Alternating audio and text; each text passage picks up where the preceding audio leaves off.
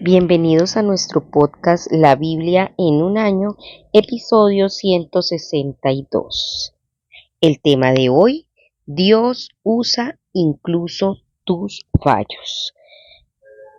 Es una alegría y un gozo poder compartir este tiempo de luz que ilumina mi camino, así es el nombre de este espacio, para que podamos ejercitarnos para la eternidad en la lectura y el estudio de la palabra. Es importante que todos los días saquemos tiempo para escuchar la voz de Dios, saber lo que Él tiene para decirnos y determinarnos obedecerla.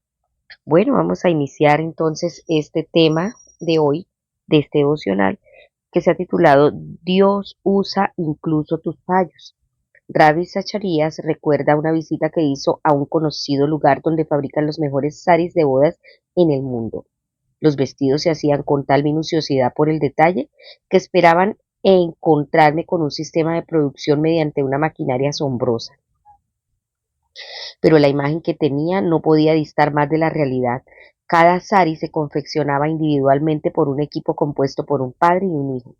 El padre se sentaba por encima del hijo en una plataforma rodeada por varios carretes de hilo que entrelazaba entre sus dedos. El hijo tenía una sola tarea. A un gesto de su padre tenía que mover el telar de un lado a otro y así una y otra vez. Se repetía esto durante horas hasta que un diseño magnífico comenzaba a emerger. Ciertamente el hijo tenía la tarea más fácil. Solo tenía que moverse cuando su padre hacía un gesto. Pero al servirse de aquel esfuerzo, el padre podía trabajar para realizar un fin que era muy elaborado. En todo el proceso, el padre tenía el diseño en su cabeza y hacía que los hilos adecuados se juntaran. Ravi Zacharias termina la historia diciendo, solo Dios puede tejer un diseño partiendo de los hilos disparejos de nuestras vidas, sufrimientos, éxitos, alegrías o dolor del corazón, para acabar confeccionando un diseño magnífico. Puede que hoy, si te detienes y meditas sobre ello, veas que el Padre busca tejer un hermoso tapiz con tu vida. Job dijo, vida y misericordia me concediste y tu providencia guardó mi espíritu. Todo lo que sucede en este mundo está dentro de los límites del trabajo que Dios está haciendo. Providencia significa la visión de Dios, la manera en la que anticipa y prepara las cosas para el futuro. Providencia es la manera en la que Dios guía y conduce la historia de la humanidad. Él está activo presente y está activo en el mundo, sosteniéndolo y gobernándolo. También es la manera en la que Él guía y conduce tu vida personal e individualmente. Como escribió el apóstol Pablo, Dios dispone todas las cosas para el bien de quienes lo aman, los que han sido llamados de acuerdo a su propósito. Esto lo escribió el apóstol Pablo en Romanos 8:28. Incluso tus fallos son utilizados por el bien y por él para el bien.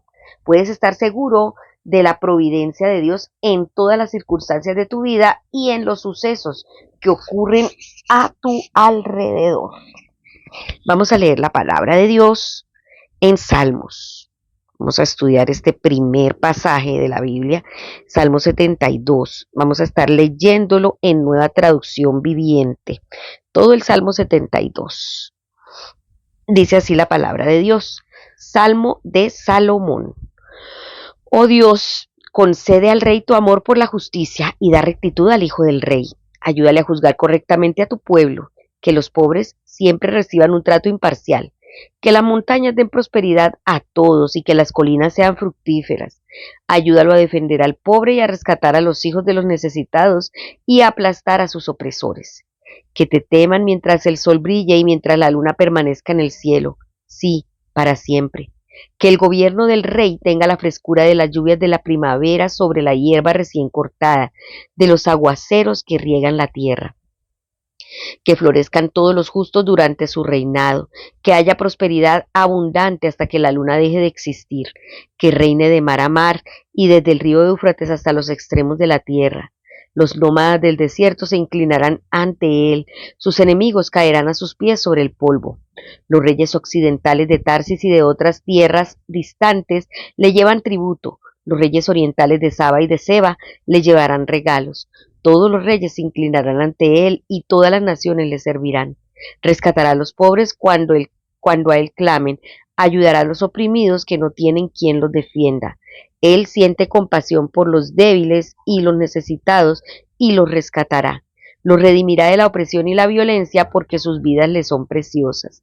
Viva el rey, que se le entregue el oro de Saba, que la gente siempre ore por él y lo bendiga todo el día, que haya grano en abundancia por toda la tierra, que brote aún en las cimas de las colinas, que los árboles frutales florezcan como el Líbano y los habitantes crezcan como la hierba del campo, que el nombre del rey permanezca para siempre, que se perpetúe mientras el sol brille, que todas las naciones sean bendecidas por medio de él y lo elogien. Alaben al Señor Dios, el Dios de Israel, el único que hace semejantes maravillas. Alaben su glorioso nombre por siempre, que toda la tierra se llene de su gloria. Amén y amén. Aquí terminan las oraciones de David, hijo de Isaí. Este salmo es un salmo de Salomón y vamos entonces a estudiarlo con el primer punto que se titula Providencia y oración. Tus oraciones cambian las cosas, no solo afectan a tu propia vida, sino que también afectan el curso de la historia. La manera en la que la providencia y la oración interactúan es un misterio. De alguna manera extraordinaria, tus oraciones afectan el resultado de las cosas que pasan. Dios es soberano y hace cumplir sus designios a lo largo de la historia y aun siendo soberano, te hace parte del proceso de cumplirlos. Este salmo es la oración de David por su hijo y sucesor, el rey Salomón. Era un poderoso recordatorio de su alto llamado, pero va más allá de lo que humanamente se puede alcanzar. Por ejemplo, durará con el sol y la luna, de generación tras generación. Su reino es eterno y universal. Todo esto solo se cumplió en última instancia en la persona del Mesías, el Hijo de Dios, Jesucristo.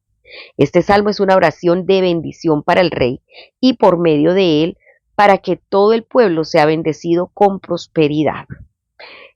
El que es buen líder se preocupará por los pobres y la justicia, como dice la traducción del mensaje. Defiende por favor al pobre y ayuda a los niños de los necesitados. Sé duro con los tiranos y crueles. El salmo también es una oración para que por su política internacional, en su nombre, las naciones se bendigan unas a otras. Y esto es lo que Dios quiere, que haya bendición de una nación a otra. David proclama que se ore por él sin cesar, que todos los días se le bendiga. Está claro que la bendición de Dios sobre el líder llegará cuando la gente ore por él. No sabemos cómo funciona esto, pero nos muestra que la oración cambia las cosas. En su providencia, Dios toma nuestras oraciones y las usa para traer bendición. ¿Sí? Entonces, esta oración de David es el último salmo a Salomón. Fue la oración que David hizo por Salomón.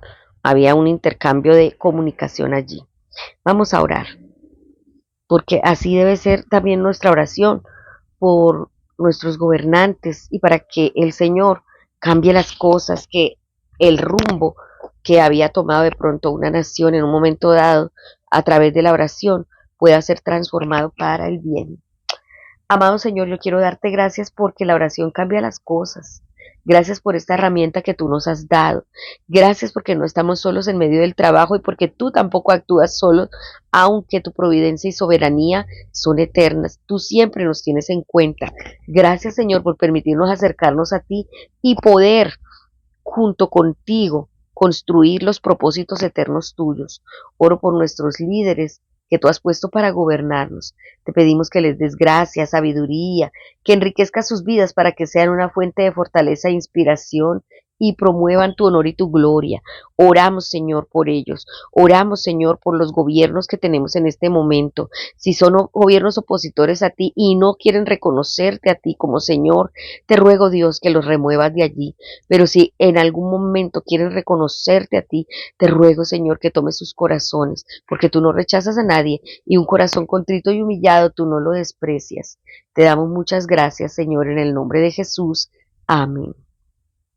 Ahora le invito a que abra su Biblia en Hechos capítulo 7. Vamos a leer desde el versículo 20 hasta el 43. Recuerden que estamos leyendo en Nueva Traducción Viviente. Hechos 7, verso 20. En estos días nació Moisés, un hermoso niño a los ojos de Dios. Sus padres lo cuidaron en casa durante 3 meses. Cuando tuvieron que abandonarlo, la hija del faraón lo adoptó y lo crió como su propio hijo. A Moisés le enseñaron toda la sabiduría de los egipcios y era poderoso, tanto en palabras como en acciones. Cierto día, cuando Moisés tenía 40 años, decidió visitar a sus parientes en el pueblo de Israel. Vio que un egipcio maltrataba a un israelita. Entonces Moisés salió en defensa del hombre y mató al egipcio para vengarlo. Moisés supuso que sus compatriotas israelitas se darían cuenta de que Dios lo había enviado para rescatarlos, pero no fue así. Al día siguiente los visitó de nuevo y vio que 2 hombres de Israel estaban peleando entre ellos. Trató de ser un pacificador y les dijo: señores, ustedes son hermanos, ¿por qué están peleando? Pero el hombre que era culpable empujó a Moisés. ¿Quién te puso como juez y gobernante sobre nosotros? Le preguntó. ¿Me vas a matar como mataste ayer al egipcio? Cuando Moisés oyó eso, huyó del país y vivió como un extranjero en la tierra de Madián. Allí nacieron sus 2 hijos. 40 años después, en el desierto que está cerca del monte Sinaí, un ángel se le apareció a Moisés en la llama de una zarza ardiente. Moisés quedó asombrado al verla, y cuando se estaba acercando para ver mejor, la voz del Señor le dijo: yo soy el Dios de tus antepasados, el Dios de Abraham, de Isaac y de Jacob. Moisés tembló aterrorizado y no se atrevía a mirar. Entonces el Señor le dijo: quítate las sandalias, porque estás pisando tierra santa. Ciertamente he visto la opresión de mi pueblo en Egipto. He escuchado sus gemidos y he descendido para rescatarlos. Ahora ve, porque te envío de regreso a Egipto. Así que Dios envió de vuelta al mismo hombre que su pueblo había rechazado anteriormente. Cuando le preguntaron: ¿quién te puso como gobernante y juez de nosotros? Mediante el ángel que se le apareció en la zarza ardiente, Dios envió a Moisés para que fuera gobernante y salvador. Y por medio de muchas maravillas y señales milagrosas, él los sacó de Egipto, los guió a través del Mar Rojo y por el desierto durante 40 años. Moisés mismo le dijo al pueblo de Israel: Dios le levantará un profeta como yo de entre su pueblo. Moisés estuvo con nuestros antepasados, la asamblea del pueblo de Dios en el desierto, cuando el ángel le habló en el monte Sinaí, y allí Moisés recibió palabras que dan vida para transmitirlas a nosotros. Sin embargo, nuestros antepasados se negaron a escuchar a Moisés, lo rechazaron y quisieron volver a Egipto. Le dijeron a Aarón: haznos unos dioses que puedan guiarnos, porque no sabemos qué le ha pasado a este Moisés, quien nos sacó de Egipto. De manera que hicieron un ídolo en forma de becerro, le ofrecieron sacrificios y festejaron este objeto que habían hecho. Entonces Dios se apartó de ellos y los abandonó para que sirvieran a las estrellas del cielo como sus dioses. En el libro de los profetas está escrito: Israel, ¿acaso era a mí a quien traía sacrificios y ofrendas durante 40 años en el desierto? No, llevaba a tus dioses paganos, el santuario de Moloc, la estrella de tu dios Refán, y las imágenes que hiciste a fin de rendirles culto. Por lo tanto, te mandaré al destierro, tan lejos como Babilonia. Amén. Vamos ahora a estudiar este segundo texto que acabamos de leer con el segundo punto de este devocional. Espero que estén muy atentos porque es una bendición. El segundo punto se titula Providencia y Profecía. En este pasaje vemos la manera extraordinaria en la que Dios planeó, preparó la venida de Jesús. Dios en su providencia ve el futuro y así, de manera misteriosa, lo prepara y lo guía. Por lo tanto, puedes confiar en la providencia de Dios en todos los sucesos y circunstancias de tu vida. El discurso de Esteban repasa las maneras en las que Dios ha guiado y cuidado la historia de Israel, preparando por medio de ellas la venida de Jesús. En este tramo del discurso se centra en particular en Moisés. Moisés había dicho que Dios suscitaría un profeta como él. Eso lo dijo en Deuteronomio 18:15.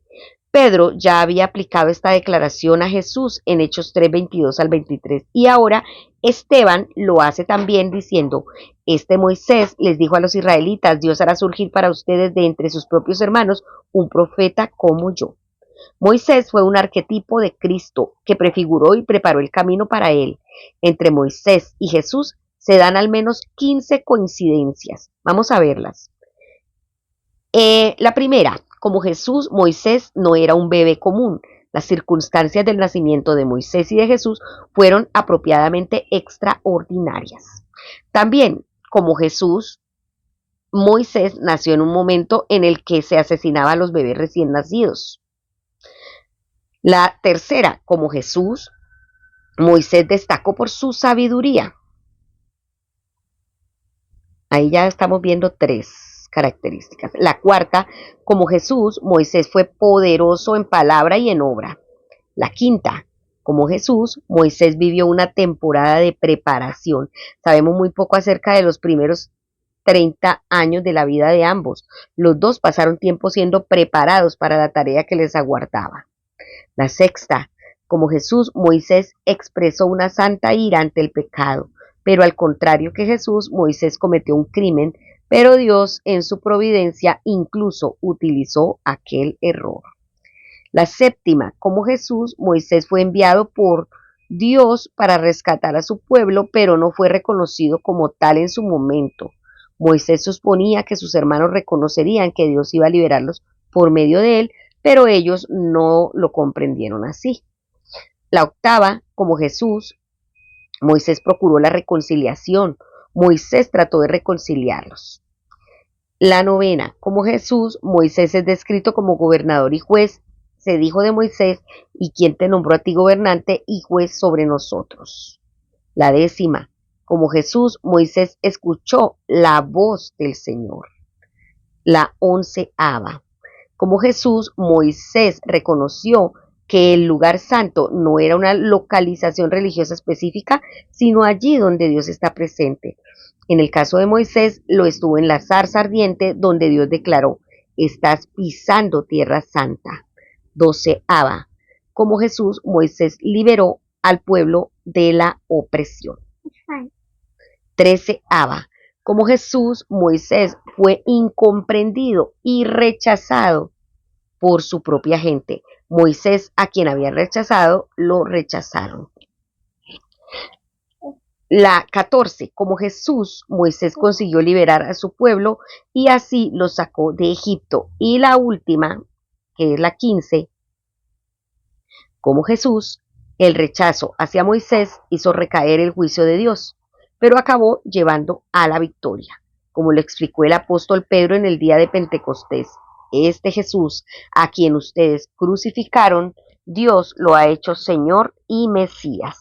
Estas son las comparaciones entre Moisés y Jesús, por eso se llama arquetipo, porque prefigura a Jesucristo y su obra. Y estas son las similitudes que encontramos entre Moisés y Jesús, para preparar el corazón del pueblo para recibir al Salvador. Sin embargo, muchos lo rechazaron. Vamos a orar. Oremos juntos. Amado Señor, yo quiero darte gracias por la manera asombrosa y sorprendente en las que haces que se cumplan tus propósitos a lo largo de la historia y por medio de tus profetas como Moisés. Pongo hoy mi confianza en tu providencia, en todos los sucesos y circunstancias de mi vida. Sé que tú ya tienes un plan, sé que tú tienes todo preparado y te doy muchas gracias, Señor. En el nombre de Jesús. Amén. Bueno, vamos ahora a leer segundo de Samuel. Vamos a leer el capítulo 16 desde el verso 15. Vamos a leer también el capítulo 17 y vamos a leer el capítulo 18, los primeros 18 versículos. Entonces, prepárese allí en segundo de Samuel 16, desde el verso 15. Ahitofel aconseja a Absalón. Mientras tanto, Absalón y todo el ejército de Israel llegaron a Jerusalén acompañados por Ahitofel. Cuando llegó Usai el arquita, el amigo de David, enseguida fue a ver a Absalón. ¡Viva el rey!, exclamó. ¡Viva el rey! ¿Es esta la forma en que tratas a tu amigo David?, le preguntó Absalón. ¿Por qué no estás con él? Estoy aquí porque le pertenezco al hombre que fue escogido por el Señor y por todos los hombres de Israel. Le respondió Husai. De todos modos, ¿por qué no te serviré? Así como fui el consejero de tu padre, ahora seré tu consejero. Después, Absalón se volvió a Ahitofel y le preguntó, ¿qué debo hacer ahora? Ve y acuéstate con las concubinas de tu padre, contestó Ahitofel, porque él las dejó aquí para que cuidaran el palacio. Entonces todo Israel sabrá que has insultado a tu padre más allá de toda esperanza de reconciliación, y el pueblo te dará su apoyo. Entonces levantaron una carpa en la azotea del palacio para que todos pudieran verla, y Absalón entró y tuvo sexo con las concubinas de su padre. Absalón siguió el consejo de Ahitofel tal como lo había hecho David, porque cada palabra que decía Ahitofel parecía tan sabia como si hubiera salido directamente de la boca de Dios.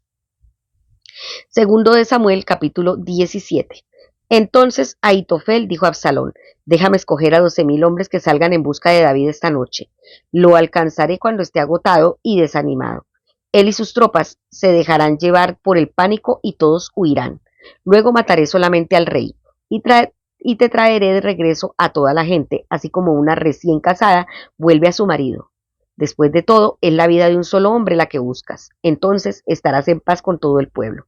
Este plan le pareció bien a Absalón y a todos los ancianos de Israel. Husai contrarresta el consejo de Ahitofel. Pero después Absalón dijo, traigan a Husai el arquita, veamos lo que él piensa acerca de este plan. Cuando Husai llegó a Absalón le contó lo que Ahitofel había dicho y le preguntó, ¿qué opinas? ¿Debemos seguir el consejo de Ahitofel? Si no, ¿qué sugieres? Bueno, le contestó Husai, esta vez Ahitofel se equivocó. Tú conoces a tu padre y a sus hombres, son guerreros poderosos. En este momento están tan enfurecidos como una osa a la que le han robado sus cachorros. Recuerda que tu padre es un hombre de guerra con experiencia. Él no pasará la noche con las tropas. Seguramente ya está escondido en algún pozo o en alguna cueva. Y cuando salga y ataque y mueran unos cuantos de tus hombres, entonces habrá pánico entre tus tropas y se correrá la voz de que están masacrando a los hombres de Absalón. Así pues, hasta los soldados más valientes, aunque tengan el corazón de un león, quedarán paralizados de miedo, porque todo Israel sabe qué poderoso guerrero es tu padre y qué valientes son sus hombres. Recomiendo que movilices a todo el ejército de Israel y que llames a los soldados desde tan lejos como Dan al norte y Beerseba al sur. De esa manera tendrás un ejército tan numeroso como la arena de la orilla del mar. Y te aconsejo que tú personalmente dirijas las tropas. Cuando encontremos a David, caeremos sobre él como el rocío que cae sobre la tierra. De este modo, ni él ni ninguno de sus hombres quedarán con vida. Y si David llegara a escapar a una ciudad, tú tendrás a todo Israel allí a tu mando. Luego podremos tomar sogas y arrastrar las murallas de la ciudad al valle más cercano hasta que cada piedra haya sido derribada.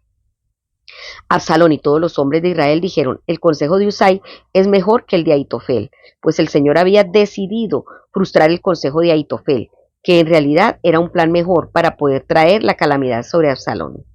Husai advierte a David. Husai le contó a Sadoc y a Abiatar, los sacerdotes, lo que Ahitofel le había dicho a Absalón y a los ancianos de Israel, así como lo que él mismo había aconsejado. Rápido les dijo, encuentren a David e insístale que no se quede en los vados del río Jordán esta noche. De inmediato debe cruzar e internarse en el desierto, de lo contrario morirán él y todo su ejército. Jonatán y Ahimás se habían quedado en Enrogel para no ser vistos al entrar ni al salir de la ciudad. Habían acordado que una sirvienta les llevaría el mensaje que ellos debían darle al rey David. Sin embargo, un muchacho los vio en Rogel y se lo contó a Absalón, así que escaparon a toda prisa a Baurín, donde un hombre los escondió dentro de un pozo en su patio. La esposa del hombre puso una tela sobre la boca del pozo y esparció grano encima para que se secara al sol. Por eso nadie sospechó que estaban allí. Cuando llegaron los hombres de Absalón le preguntaron a la mujer, ¿has visto a Ahimás y a Jonatán? La mujer contestó, estuvieron aquí, pero cruzaron el arroyo. Entonces los hombres de Absalón lo buscaron sin éxito y regresaron a Jerusalén. Luego los dos hombres salieron del pozo y se apresuraron a ir donde estaba el rey David.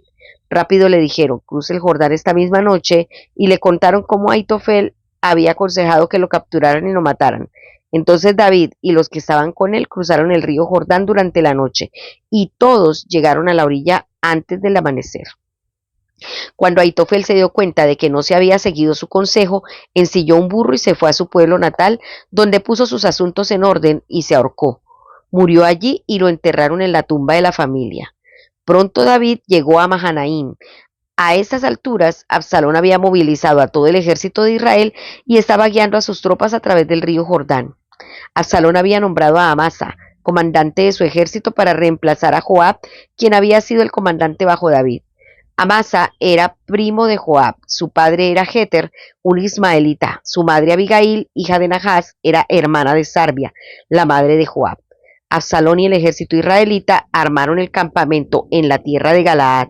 Cuando David llegó a Mahanaim, fue recibido calurosamente por Sobi, hijo de Nahas, que venía de Rabá de los amonitas, por Maquir, hijo de Amiel de Lodebar, y por Barzilai de Galaad, que era de Rogelim. Ellos trajeron camillas, ollas de cocina, recipientes para servir, trigo y cebada, harina y grano tostado, frijoles, lentejas, miel, mantequilla, ovejas, cabras y queso para David y los que estaban con él, porque dijeron, todos ustedes deben estar muy hambrientos, cansados y con sed, después de su largo caminar por el desierto. Segundo de Samuel, capítulo 18. Derrota y muerte de Absalón. David entonces reunió a los hombres que estaban con él y nombró generales y capitanes para que los dirigieran. Envió las tropas en 3 grupos, un grupo bajo el mando de Joab, otro bajo el mando del hermano de Joab, Abisai, hijo de Sarbia, y el tercero bajo Itai de Gat. Entonces el rey le dijo a sus tropas, yo iré con ustedes, pero sus hombres se opusieron terminantemente e insistieron, no debe ir. Si tenemos que salir en retirada y huir, aunque maten a la mitad de nosotros, no cambiaría nada para las tropas de Absalón. Es a usted al que buscan. Usted vale por 10.000 de nosotros. Es mejor que se quede aquí en la ciudad y nos envíe ayuda si la necesitamos. Si ustedes piensan que ese es el mejor plan, lo seguiré, respondió el rey. De modo que se quedó al lado de la puerta de la ciudad mientras las tropas marchaban en grupos de cientos y de miles. Entonces el rey les dio esta orden a Joab, a Abisai y a Itai. Por consideración a mí, traten con bondad al joven Absalón. Y todas las tropas escucharon que el rey daba esta orden a sus comandantes. Así que comenzó la batalla en el bosque de Efraín, y los hombres de David rechazaron los ataques de las tropas israelitas. Aquel día hubo una gran matanza, y 20.000 hombres perdieron la vida. La batalla se extendió con furor por todo el campo, y perecieron en el bosque más hombres que los que murieron a espada. Durante la batalla, Absalón se cruzó con algunos hombres de David. Trató de escapar en su mula, pero al pasar cabalgando debajo de un gran árbol, su cabello se enredó en las gruesas ramas. La mula siguió y dejó a Absalón suspendido en el aire. Entonces uno de los hombres de David vio lo que había pasado y le dijo a Joab, vi a Absalón colgado de un gran árbol. ¿Qué? Preguntó Joab. ¿Lo viste ahí y no lo mataste? Te hubiera recompensado con 10 piezas de plata y un cinturón de héroe. No mataría al hijo del rey ni por 1.000 piezas de plata, le respondió el hombre a Joab. Todos escuchamos lo que el rey le dijo a usted, a Abisai y a Itai. Por consideración a mí, por favor, perdonen la vida al joven Absalón. Si yo hubiera traicionado al rey y matado a su hijo, y de seguro el rey descubriría quién lo hizo, usted sería el primero en abandonarme a mi suerte. Basta ya de esta tontería, dijo Joab. Enseguida, Joab tomó 3 dagas y las clavó en el corazón de Absalón mientras estaba colgado todavía vivo del gran árbol. Luego, 10 jóvenes escuderos de Joab rodearon a Absalón y lo remataron. Entonces Joab hizo sonar el cuerno de carnero y sus hombres regresaron de perseguir al ejército de Israel. Arrojaron el cuerpo de Absalón dentro de un hoyo grande en el bosque y encima apilaron un montón de piedras y todo Israel huyó a sus hogares. Mientras aún vivía Absalón, se había erigido a sí mismo un monumento en el Valle del Rey, porque dijo, no tengo hijo que perpetúe mi nombre. Le puso al monumento su propio nombre y es conocido como el monumento de Absalón hasta el día de hoy. Amén. Vamos entonces a estudiar el tercer punto.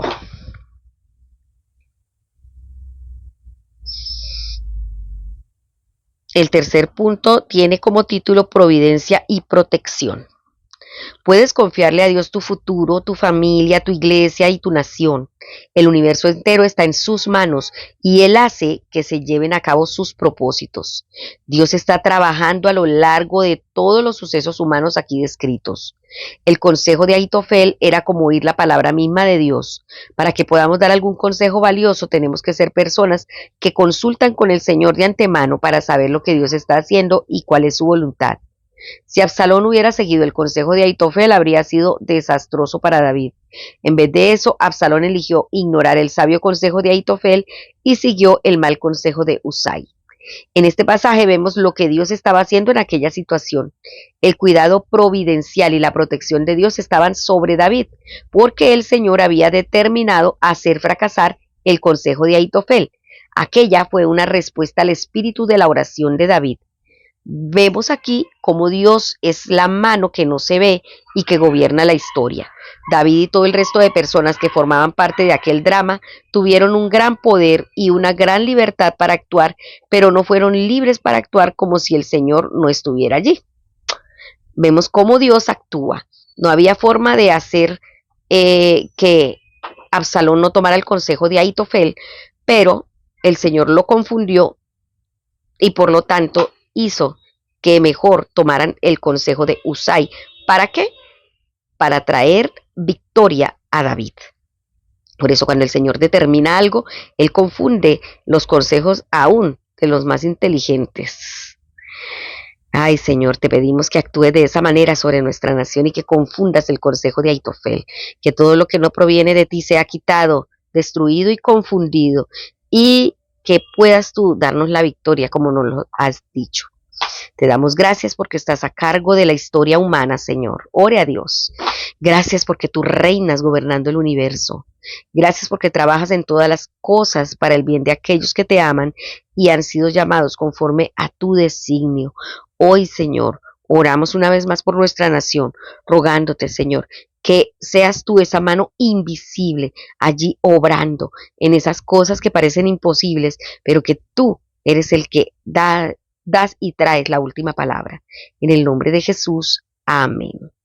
Bueno, la pastora Pipa añade el comentario con el texto de 2 de Samuel, tomando todo 2 de Samuel, el 16, el 17 y el 18, todo lo que leímos.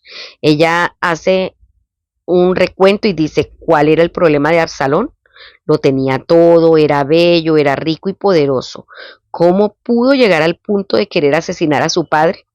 Estaba enojado porque David le dio a Amón el manejo de la situación. Era orgulloso, era envidioso y celoso. Por causa de las acciones de Absalón murieron 20.000 hombres. El enojo de una persona puede causar muchísimo daño. Nuestras actitudes afectan la vida de la gente que nos rodea.